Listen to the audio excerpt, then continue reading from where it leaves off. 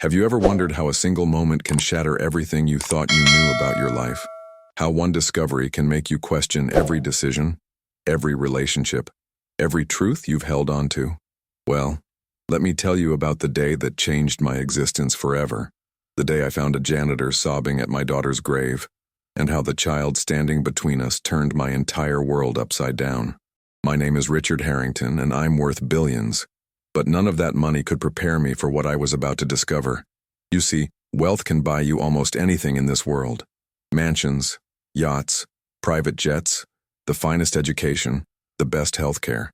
But it cannot buy you back the people you love, and it certainly cannot shield you from the devastating truths that hide in plain sight. This is my story, a confession of sorts about love, loss, secrets, and the most profound transformation a human being can experience. I'm telling you this because I need you to understand that no matter who you are, no matter how much control you think you have over your life, fate has a way of humbling you in the most unexpected ways. 3 months ago, I lost my daughter Emily. She was 26 years old, brilliant, compassionate, and the only person in my life who truly saw me for who I was beneath the expensive suits and the corporate facade. Emily died in a car accident on a rainy Tuesday evening, and with her, a part of me died too. The grief was unbearable, suffocating, like drowning in an ocean with no shore in sight. Every morning I woke up hoping it was just a nightmare, but reality crashed down on me with cruel consistency. My wife, Victoria, retreated into her own shell of sorrow, medicating herself with pills and wine, becoming a ghost in our massive estate. My son, Robert, threw himself into work at the company, avoiding any real emotional connection or conversation about Emily. And me? I found myself driving to the cemetery almost every day, sitting by her grave, talking to her as if she could still hear me, as if my words could somehow reach her in whatever realm she now inhabited. The cemetery became my sanctuary, the only place where I felt close to her, where the pretense of being the strong, unshakable billionaire CEO could finally crumble, and I could just be a broken father mourning his little girl. I would tell her about my day, about the deals I was making, about how much I missed her laugh, her advice, her presence in my life. Sometimes I would just sit there in silence, feeling the weight of her absence, the crushing realization that I would never hear her voice again, never see her smile, never walk her down the aisle, never meet her children. The guilt ate away at me too, because I knew I hadn't been the father she deserved. I had been too busy building my empire, too focused on making more money, acquiring more companies, expanding my influence, and in doing so, I had missed so many precious moments with her. I remembered her dance recitals that I couldn't attend because of board meetings, her college graduation where I arrived late because of a conference call, her birthday dinners where I was physically present but mentally absent, checking my phone every few minutes. Emily never complained, never made me feel guilty, but I could see the disappointment in her eyes, the longing for a father who was truly there, and now it was too late. Now all I had were regrets and memories and this overwhelming sorrow that felt like it would never end.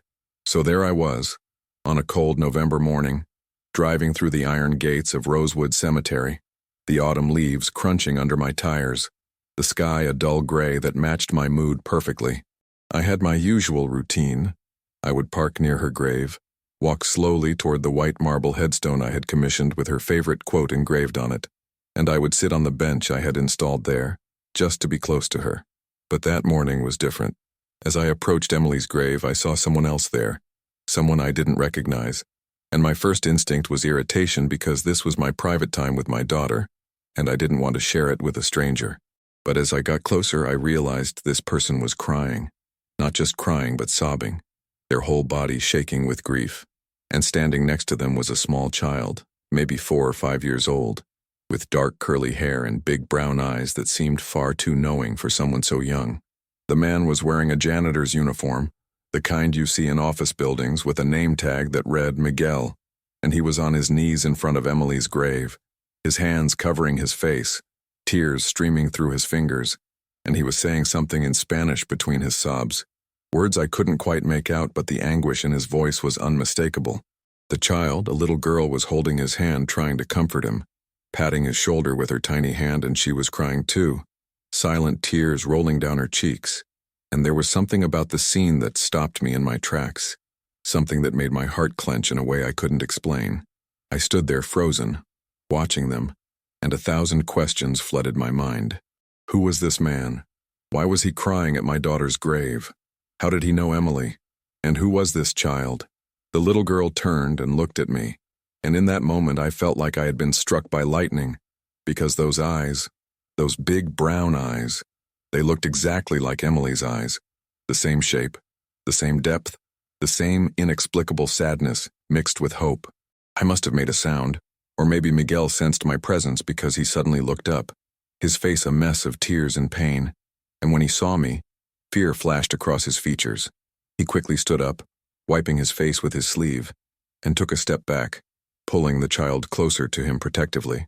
We stood there staring at each other, two men united in grief, yet separated by everything else: wealth, class, language, understanding, and the silence between us was heavy with unspoken questions. Finally, I found my voice, though it came out rougher than I intended, demanding rather than asking, because that's what I was used to: getting answers, being in control, having power. I asked him who he was and why he was here and how he knew my daughter, and I could see him struggling with whether to answer, whether to run, whether to trust me with whatever secret he was carrying. The little girl looked up at him and then back at me, and she said something that made my blood run cold, made my knees weak, made everything I thought I knew about my daughter's life come crashing down around me. She said, in perfect English with just a hint of an accent, "Are you my grandpa?" And in that moment, everything changed. My vision blurred. My heart started racing. My mind couldn't process what I had just heard because it was impossible. It couldn't be true. Emily never mentioned having a child. Emily never told me she was pregnant. Emily never introduced me to anyone she was seriously dating in the last few years.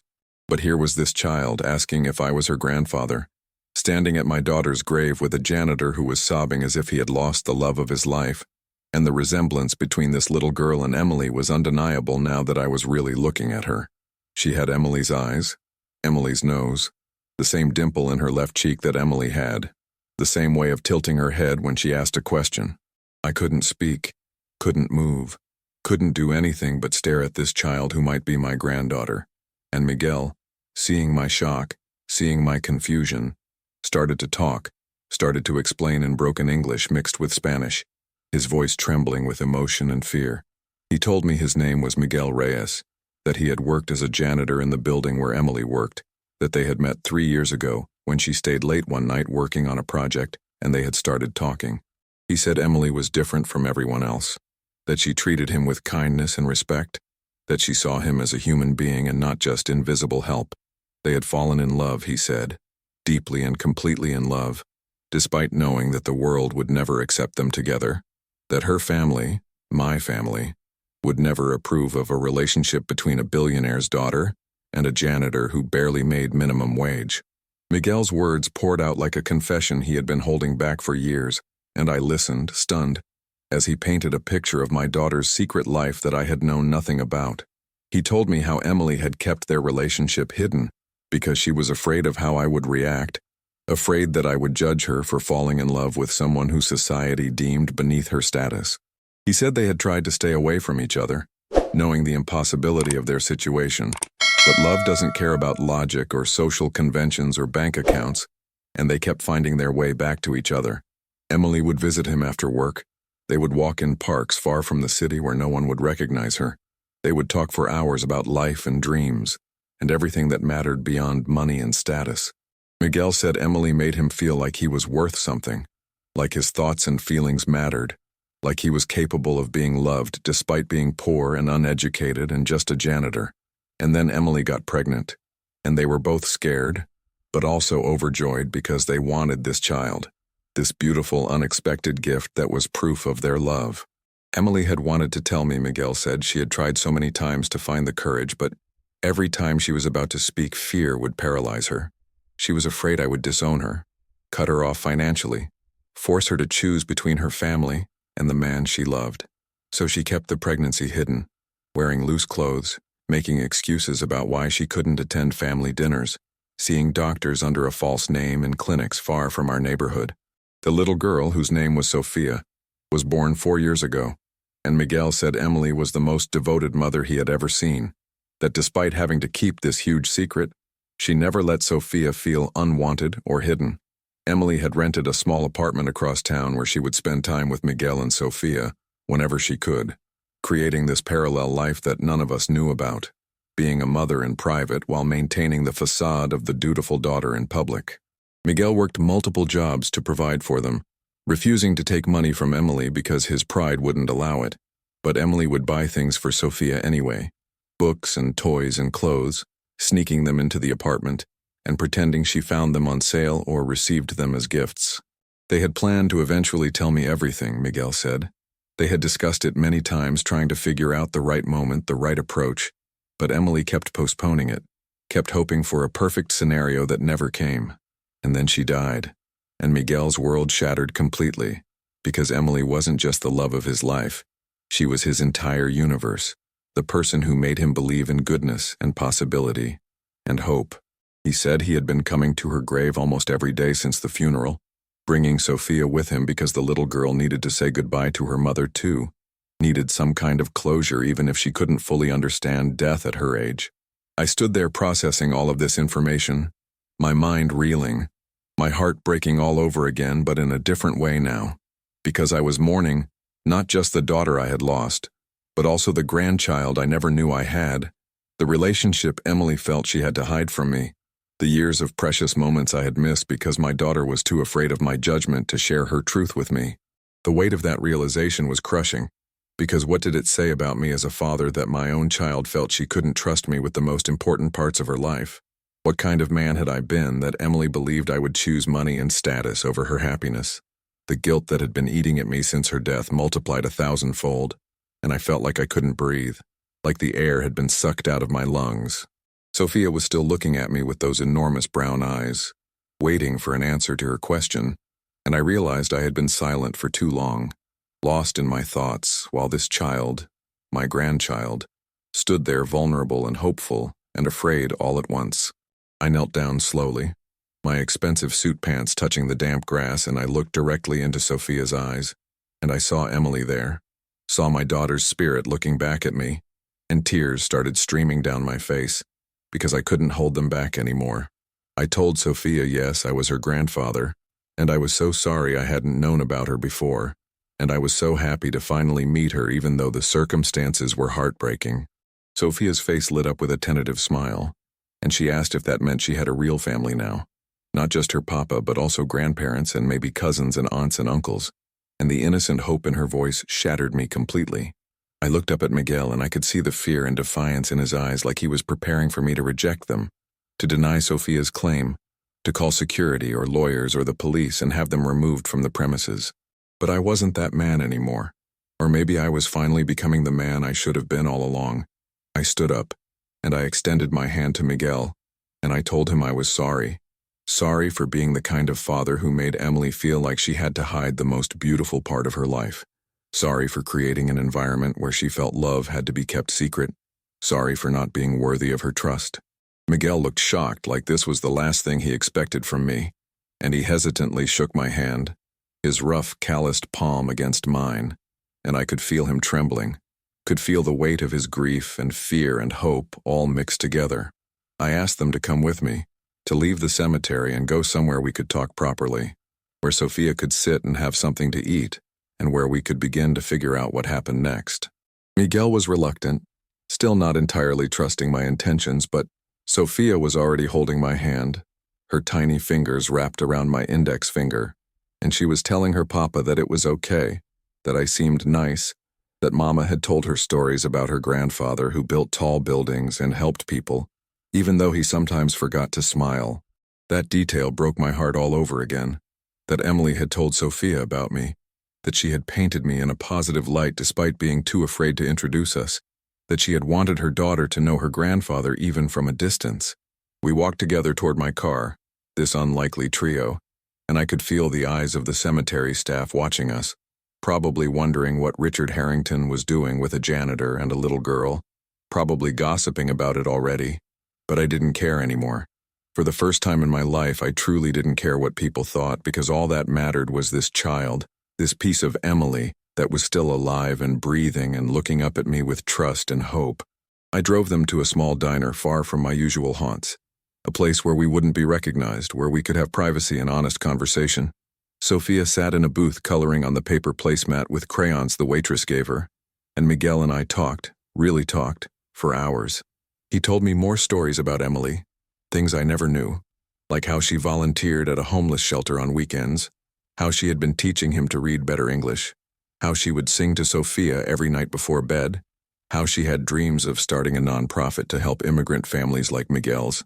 Every story was another knife in my heart, because I had been so blind, so wrapped up in my own world, that I had missed seeing the woman my daughter had become. Miguel showed me photos on his phone, pictures of Emily I had never seen, candid shots of her laughing, playing with Sophia, cooking in a tiny kitchen, looking happier than I had ever seen her in the formal family portraits that hung in our mansion. In these photos, Emily was radiant, unguarded, completely herself in a way she never was around me. And Sophia was in many of them, this beautiful child who looked so much like her mother, and I realized I had missed 4 years of her life. 4 years of birthdays and first words and first steps and all those precious milestones that you can never get back. Miguel admitted he was struggling, that without Emily's financial help he could barely afford rent and food and Sophia's childcare, that he was terrified of losing custody of her because of his financial situation, that he sometimes worked 18-hour days trying to make enough money to give Sophia a decent life. He said Emily had left some money for Sophia in a bank account that only he knew about, but he was trying to save it for her education, using it only for emergencies. The thought of my granddaughter growing up in poverty while I lived in obscene wealth was unbearable, but I also knew I couldn't just throw money at the situation without understanding what Miguel wanted, without respecting his pride and his role as Sophia's father. I asked Miguel what he needed, what would help, and he looked at me with such vulnerability and said he just wanted to make sure Sophia had a good life, that she could go to a good school, that she would be safe and healthy and happy, and that she would know her mother's family, would have grandparents and relatives who loved her, would understand where she came from and who her mother was. He said he didn't want to take her away from me now that I knew about her, but he also couldn't lose her because she was all he had left of Emily. She was his reason for living, his entire purpose for getting up every morning and working himself to exhaustion. I understood that feeling completely because Sophia was now my connection to Emily too, my link to the daughter I had lost, and the thought of not being part of her life was unthinkable. But I also knew the situation was complicated, that my family would react strongly to this news, that there would be legal implications, questions about paternity and inheritance and legitimacy, that my world of wealth and privilege didn't easily accommodate surprises like this. Still sitting there in that diner, watching Sophia color her picture and occasionally look up at me with Emily's eyes, I made a decision, one of the most important decisions of my life. I told Miguel that I wanted to be part of Sophia's life, that I wanted to help provide for her, not to take her away from him, but to support them both, to honor Emily's memory by taking care of the people she loved most. I could see Miguel's eyes fill with tears again, and he asked why I would do that, why I would help him when we came from such different worlds, when society would judge me for acknowledging this relationship, when it would be easier for me to just walk away and pretend this conversation never happened. And I told him the truth, that I had failed Emily as a father, that I had been so focused on building wealth and power that I had forgotten what really mattered, that I had created a family environment where love had to be hidden and authenticity was dangerous, and I couldn't fail Sophia the same way. I couldn't fail Emily again by turning my back on her daughter, my granddaughter. I promised Miguel that we would figure this out together, that I would use my resources to make sure Sophia had everything she needed, not to buy her or control her, but because that's what grandparents do. They take care of their grandchildren, they show up, they provide stability and love and support. I told him about Emily's trust fund, which she had inherited when she turned 21, and that technically, Sophia would be entitled to that money now, along with a portion of Emily's estate. I said I would have my lawyers sort out the legalities, but my priority was Sophia's well-being, not protecting my wealth or reputation. Miguel seemed overwhelmed, like he couldn't quite believe this was happening, like he was waiting for the other shoe to drop, for me to reveal some ulterior motive or condition. But there was none. I just wanted to be a grandfather to Sophia, to have a second chance at doing family right, even if it came in the most unexpected and unconventional way. Before we left the diner, I asked Sophia what her favorite color was, what she liked to do for fun, what her favorite food was, all those simple questions that grandparents should know about their grandchildren, and she answered each one enthusiastically, telling me she loved purple and pink, that she liked drawing and dancing, that her favorite food was mac and cheese, but her papa made the best tacos, and with each answer, I fell a little bit more in love with this remarkable little girl who carried Emily's spirit inside her. I asked Miguel if I could see them again soon, maybe take Sophia to the park or the zoo, or wherever she wanted to go, and he agreed, cautiously, but genuinely, and we exchanged phone numbers, which felt surreal because I was exchanging numbers with my deceased daughter's secret partner, so we could arrange playdates with my secret granddaughter. As I drove home that evening, my mind was racing with everything I needed to do, all the conversations I needed to have, all the changes that needed to happen. I had to tell Victoria about Sophia, which would be devastating because she was still barely functioning after losing Emily, and now she would have to process the fact that Emily had kept this enormous secret from us. I had to tell Robert, who would probably see the situation through a business lens, worrying about inheritance issues and company reputation. I had to tell my lawyers, who would want to do paternity tests and draw up legal documents and protect the family assets. But more than anything, I had to figure out how to integrate Sophia into our family in a way that honored Emily's memory and respected Miguel's role as her father, while also giving Sophia the stability and opportunities she deserved. The enormity of the task ahead was daunting, but for the first time since Emily's death, I felt something other than crushing despair. I felt purpose. I felt hope.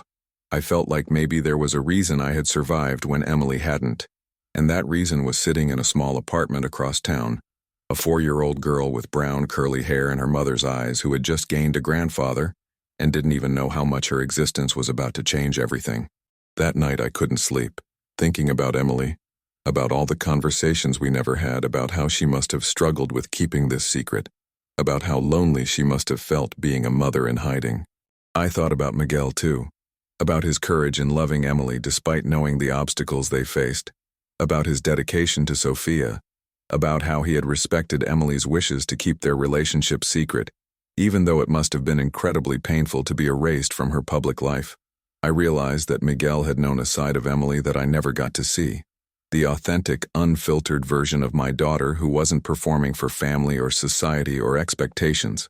He had received the gift of her true self, and I had received only the version she thought I wanted to see, and that was my loss entirely, my failure as a father to create a safe space for her to be real with me.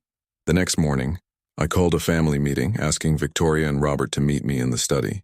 Victoria looked terrible, her hair unwashed, her eyes hollow, moving through the house like a ghost, and Robert looked impatient, probably annoyed that I was pulling him away from work for what he assumed would be another emotional conversation about grief that he preferred to avoid.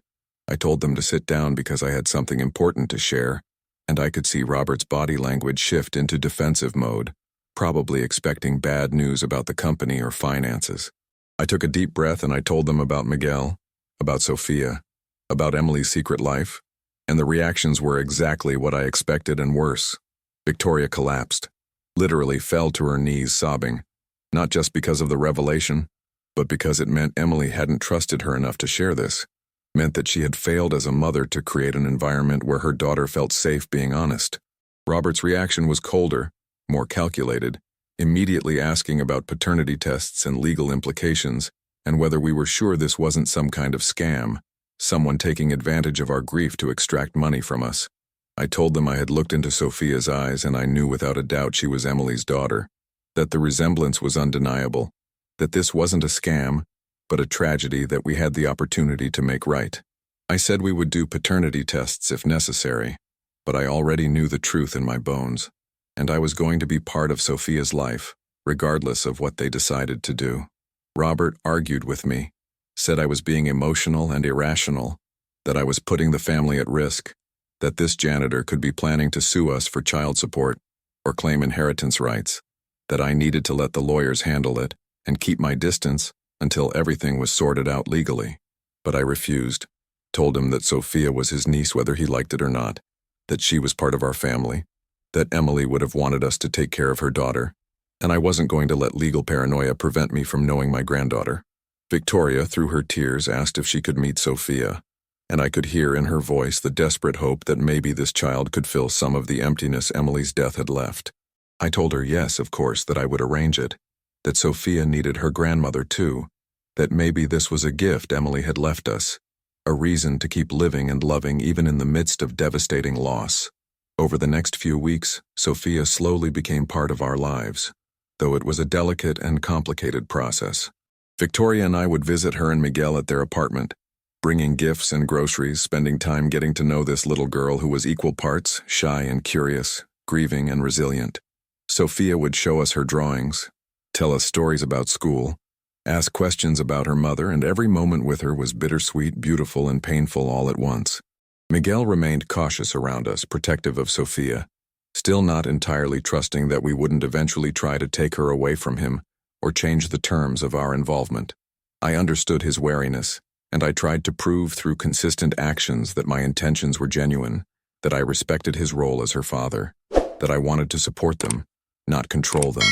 I set up a trust fund for Sophia's education and future, transferred the deed of the apartment to Miguel's name so he wouldn't have to worry about rent, and offered to help him get a better job, though he initially refused, not wanting charity. Eventually, we found a compromise where he would come work for one of my companies in a maintenance supervisor role that paid significantly better, but still allowed him to maintain his dignity and sense of self-sufficiency.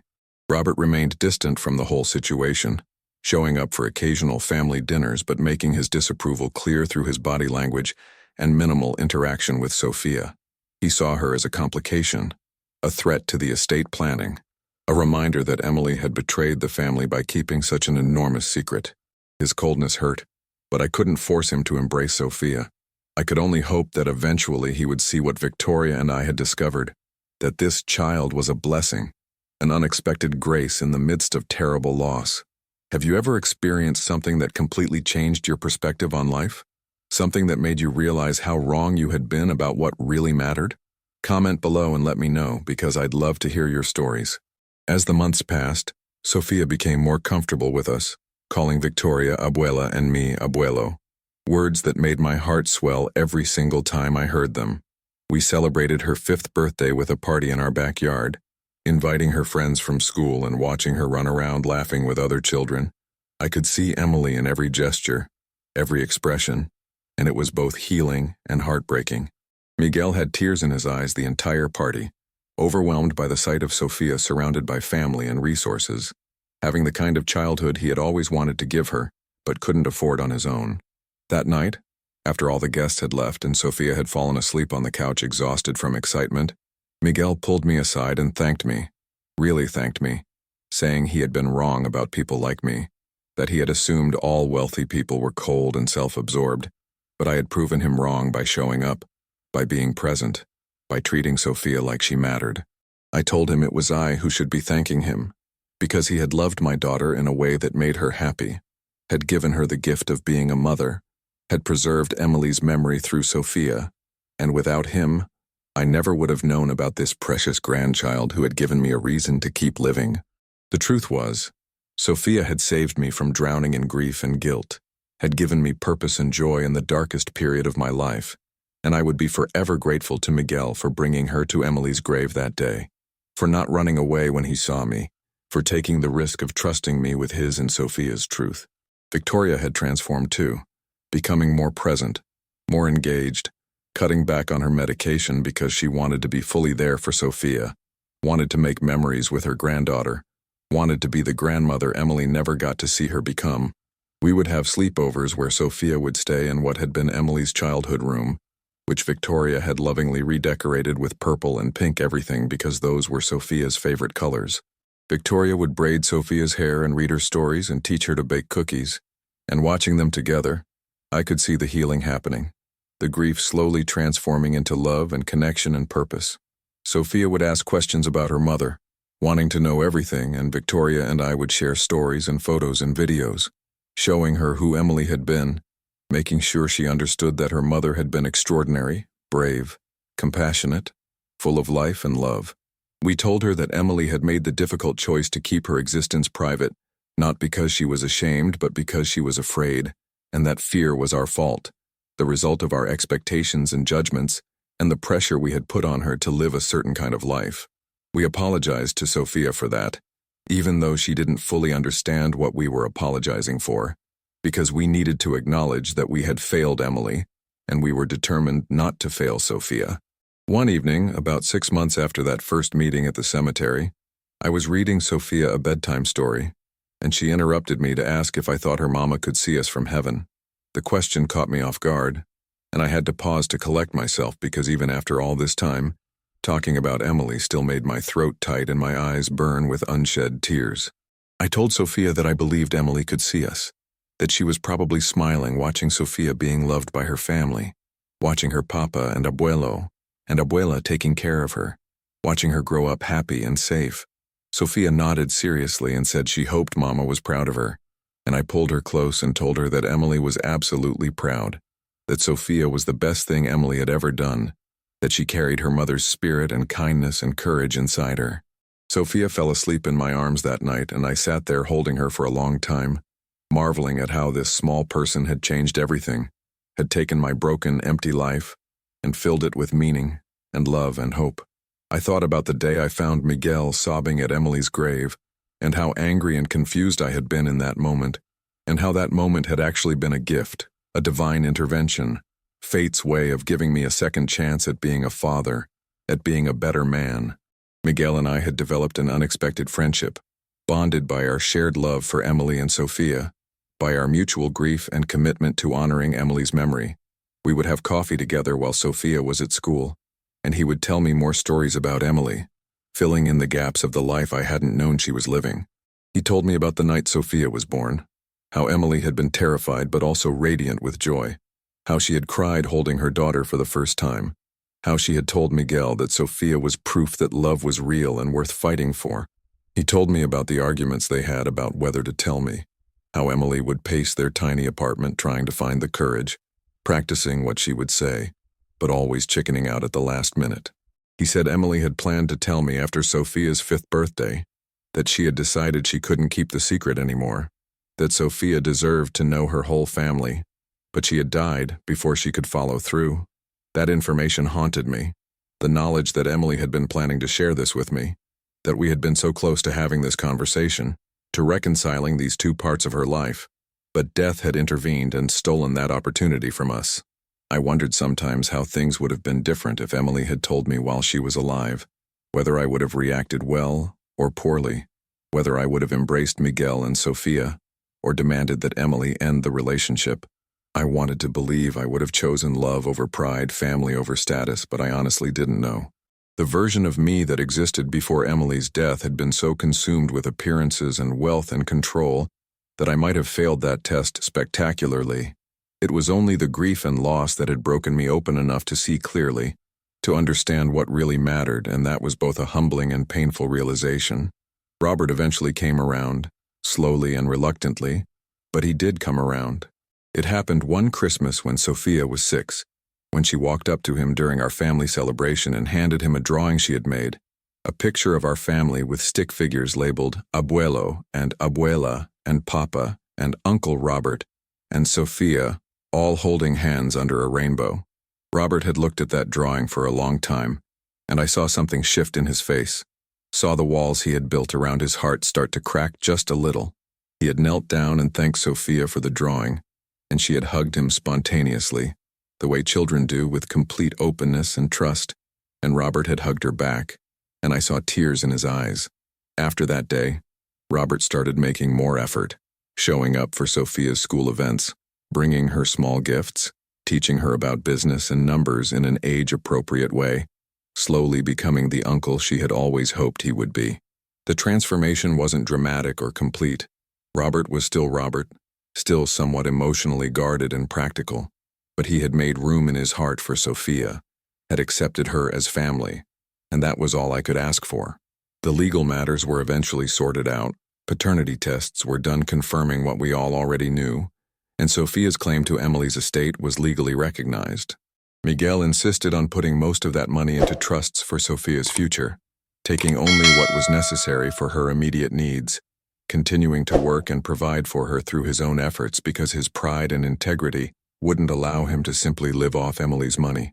I respected him immensely for that, for staying true to himself, for not allowing wealth to change who he was or how he parented Sophia.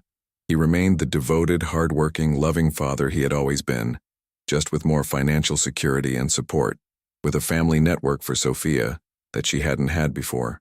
Sophia thrived with this expanded family, enrolling in a good school, taking dance classes because she loved to move like her mother had, making friends, growing more confident and happy with each passing month.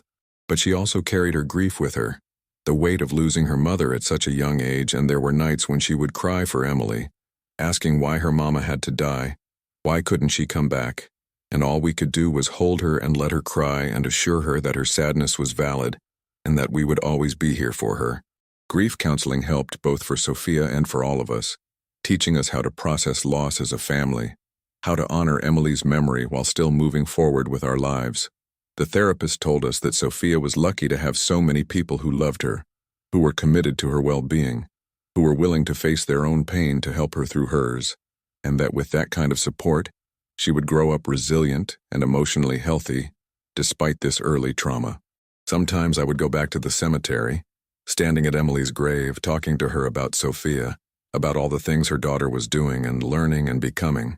I would tell her about Sophia's first day of school, about the dance recital where Sophia performed a solo, about the time Sophia insisted on donating half her birthday presents to children who didn't have as much, showing the same generous spirit Emily had possessed. I would apologize to Emily over and over for not being worthy of her trust when she was alive, for making her feel like she had to hide the most important parts of her life, for being too focused on wealth and appearances to see what really mattered. I would promise her that I was different now, that losing her had transformed me, that I was the father I should have been, just too late for her, but hopefully not too late for Sophia. And I would thank her for Sophia, for this unexpected gift that had saved me from complete despair, that had given me a reason to be better, to do better, to live in a way that honored her memory. Miguel would sometimes join me at the cemetery and we would stand there together, two men who loved Emily, who were raising her daughter, who had become unlikely partners in grief and hope. He told me once that he thought Emily had orchestrated that morning at the cemetery, that she had somehow arranged for us to meet there because she knew Sophia would need both of us, would need her father and her grandfather working together to give her the best possible life. I didn't know if I believed in that kind of divine intervention, but I liked the idea, liked thinking that Emily was still looking out for her daughter, still making things happen from wherever she was. The truth is, finding Miguel and Sophia at Emily's grave that morning changed everything. Not just the practical realities of my life, but the fundamental way I understood family and love and what it means to be a good person. I had spent decades chasing wealth and power, believing that success was measured in dollars and deals and influence, but Sophia taught me that success is actually measured in moments, in the warmth of a child's hand in yours, in the sound of her laughter, in the privilege of being trusted with someone's heart. She taught me that love doesn't care about class or status or what society thinks is appropriate, that love is fierce and brave and sometimes secret, that it exists in small apartments and late-night conversations and the decision to choose happiness over approval. She taught me that you can fail someone you love terribly and still be given a chance at redemption, that grace exists in the form of a 4-year-old girl with brown curly hair who asks if you're her grandpa and then chooses to believe you when you say yes. I had been a billionaire who thought he had everything, but I had been poor in all the ways that actually mattered, and it took losing my daughter and finding my secret granddaughter to understand that. Now, 3 years after that morning at the cemetery, Sophia is 7 years old, thriving, surrounded by people who love her, carrying Emily's legacy forward in everything she does. She has her mother's compassion, her fierce intelligence, her ability to see the good in people, her courage to love despite the risks. She has Miguel's work ethic, his humility, his kindness, his resilience. And she has her own unique spark, her own personality and dreams and way of moving through the world that is purely Sophia. Watching her grow up is the greatest gift I've ever received, better than any business success or financial achievement, because she reminds me every single day what life is really about. Victoria and I have become different people, better people, softer, and more present, and more real. Our marriage has actually improved, brought closer together by our shared love for Sophia and our shared commitment to honoring Emily's memory. by being the best grandparents we can be. We talk more now, really talk, about feelings and fears and regrets, about the ways we failed as parents and the ways we're trying to do better as grandparents. We've even started a foundation in Emily's name that helps single parents like Miguel, providing childcare assistance and education support and housing help, trying to make it easier for other families to stay together and thrive, despite financial challenges. Miguel serves on the board, bringing his lived experience and perspective, making sure we're actually helping people in practical ways and not just throwing money at problems. Sophia comes with me sometimes when we do foundation events, and she loves meeting other kids, hearing their stories, sharing her toys and books with children who don't have as much. She doesn't fully understand yet that she's wealthy, that her life is very different from many other children's lives, and I'm grateful for that innocence. Grateful that Miguel and I have worked hard to keep her grounded, to make sure she understands that money is a tool to help others, not a measure of worth. Emily would be proud, I think, of what we've built from the ashes of her death, of how we've honored her by loving her daughter, by becoming better people, by using our resources to make a difference. So here's what I want you to understand from my story. Life will surprise you in ways you cannot predict or control, and sometimes the worst moments of your life will crack you open just enough for grace to slip in. Finding Miguel sobbing at my daughter's grave was the beginning of my transformation, the moment when everything I thought I knew about my life was revealed to be incomplete, when I discovered that Emily had been living a secret parallel existence filled with love and motherhood that I knew nothing about. That child standing between us, Sophia, my granddaughter, she changed everything. She gave me a reason to keep living when I wanted to give up. She showed me what really matters. She taught me that family isn't just about blood or legitimacy or social approval, but about showing up and loving people and being present for the moments that matter. She saved me from drowning in grief and regret, and I will spend the rest of my life trying to be worthy of that gift, trying to be the grandfather Emily hoped I would be, trying to make sure Sophia knows she is loved and valued, and that her mother's love lives on through all of us who carry Emily in our hearts. Have you ever had a moment that changed everything for you? Have you ever discovered a truth that forced you to reevaluate your entire life? I'd love to hear your stories in the comments below. If this story touched your heart, if you felt any connection to the themes of loss and redemption and unexpected second chances, please leave a like on this video. Understanding the profound impact that one moment, one encounter, one decision can have on the entire trajectory of your life is so important, because it helps us stay open to possibility, helps us remember that we're never too old or too successful or too broken to change, to grow, to become better versions of ourselves.